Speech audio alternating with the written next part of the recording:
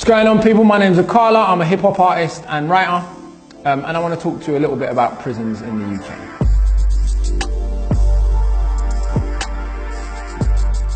So, the British prison population has grown by 82% over the last generation, with no corresponding rise in crime to explain any of that. Britain now has by far the largest prison population in Western Europe. 42% of all the people in Britain's prisons were expelled from school as children, versus just 1% in the population as a whole. 24% of all of the people in Britain's prisons were taken into care as a child.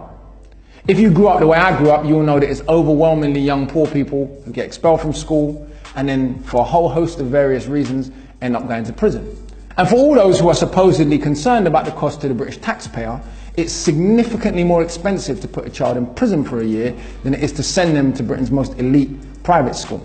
So when all the furor around teenage gangs, benefit scroungers and chavs, you may ask why no one is talking about reducing school expulsions, greater social care for young people, investment in creating an aspirational educational culture and creating schools that do not, as Ken Robinson put it, kill creativity. A lot of this would seem really, really illogical, especially when, as mentioned, these solutions, the current solutions being offered, are actually more expensive than the solutions that I'm suggesting. You hear it even in the language of rap music, where people call road life the trap. Language is very revealing. People understand it's literally a trap. I can look back on the last 20 years of my life and my friend's life and see that all of my brethren, without exception, that got expelled from school at 12 or 13 years old, it literally ruined the next 20 years of their life. Road life, in and out of prison, getting stabbed, getting shot, some of them getting deported, all kind of madness like that. Now 20 years later, people are retaking their GCSEs or trying to get a job or doing stuff maybe with better guidance or better opportunities or a better setup could have been done much earlier. So actually, looking back on it, you could argue that the library is a greater rebellion against the system than the street corner.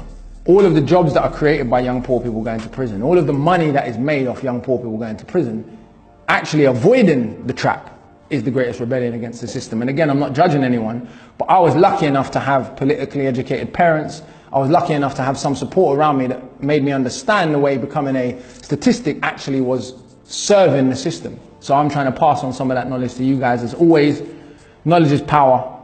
Big up.